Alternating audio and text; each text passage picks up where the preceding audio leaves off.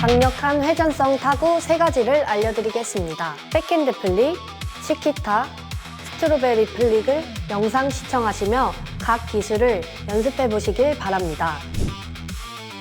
백핸드 플릭은 리시브 단계에서 바로 드라이브성 공격을 날릴 수 있는 기술입니다. 공이 바운드된 후 낮고 빠르게 깔려 나갑니다. 상대에게 빠른 볼 스피드로 낮고 직선적인 공격을 할 수 있습니다. 준비 자세에서 공이 짧게 오면 오른발을 먼저 깊게 들어간 후 몸 전체가 따라 들어가서 시선과 라켓을 공에 가깝게 준비합니다. 공과 가슴의 거리가 가까워야 안정적인 스윙 공간이 나옵니다. 공의 뒷면 혹은 약간 윗부분에 대고 손목 스냅을 사용하여 앞으로 짧고 강하게 밀어 올립니다.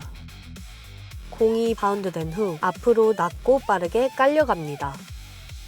상대방은 예상치 못한 빠른 플릭이 날아오면 박자가 뺏겨 당황하게 됩니다. 백핸드 플릭은 손목 각도만 살짝 바꾸면 대각선으로 보낼지 직선으로 보낼지 결정할 수 있어 상대의 발을 묶어놓기 좋습니다.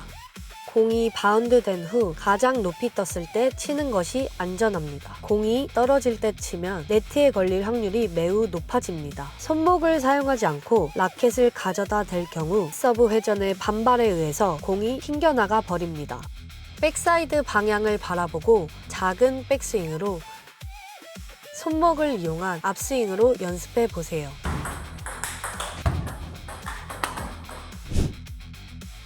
치키타란 백핸드 플릭의 심화 버전의 공격 기술입니다. 백핸드 플릭에서 강한 회전을 추가하여 옆면을 강하게 긁어 올리기 때문에 상대방이 리시브하기 어렵습니다. 기본 자세와 타구 전 움직임은 백핸드 플릭과 동일하게 가져가 주세요. 동작이 달라지는 구간은 라켓을 뒤로 빼는 순간입니다. 백핸드 플릭은 팔꿈치를 몸 안쪽에 고정하지만 치키타는 팔꿈치를 몸 바깥쪽으로 높게 들어 올려 공간을 만듭니다. 이때 팔꿈치가 축이 되어야 손목이 자유롭게 움직입니다.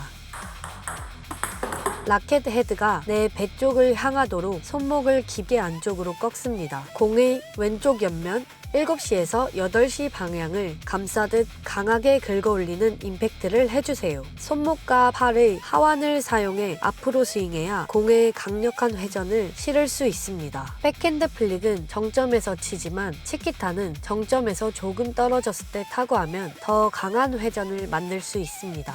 치키타는 공이 오른쪽에서 왼쪽으로 크게 휘어지며 떨어집니다. 탁구대에 맞고 튀어오를 때 공이 가속되며 바깥쪽으로 확 튕겨 나갑니다. 상대방은 공이 똑바로 올 것이라 예상하고 자리를 잡지만 공은 이미 라켓이 없는 곳으로 도망가 버립니다. 상대에게 넘어오는 공으로 연습하기에 앞서 혼자 공을 수직으로 떨어뜨려 바운드 되는 공으로 스윙과 임팩트 연습을 하는 것이 좋습니다. 처음에는 백코스로 보내고 익숙해지면 직선 코스로도 연습합니다.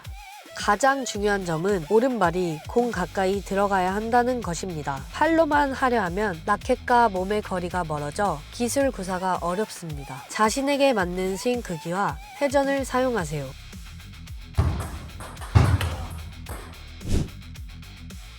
스트로베리 플릭 역시 백핸드 플릭의 변형으로 치키타인 척 하면서 반대로 꺾어버리는 역횡회전 기술입니다. 공의 바깥쪽을 긁어 상대방이 치키타를 예상하고 자리를 잡을 때 그 허점을 찌르는 기술입니다. 준비 자세는 치키타와 똑같이 해줍니다. 치키타와 자세가 같아야 상대를 속일 수 있습니다.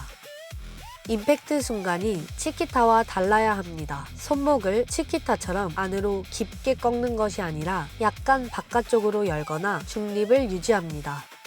손목은 긴장을 풀고 있어야 회전이 원활합니다. 임팩트 지점은 공의 오른쪽 옆면 1시에서 2시 방향 혹은 뒷면의 오른쪽을 겨냥합니다.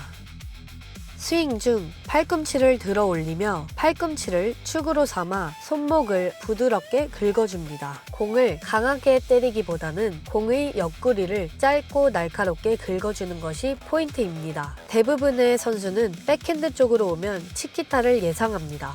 이때 반대 방향으로 휘는 스트로베리가 들어오면 상대는 역모션에 걸려 얼어붙거나 제대로 대응할 수 없습니다. 치키타로는 보내기 힘든 상대방 포핸드 쪽 깊숙한 코스로 역횡회전을 이용해 더 날카롭게 뺄 수 있습니다.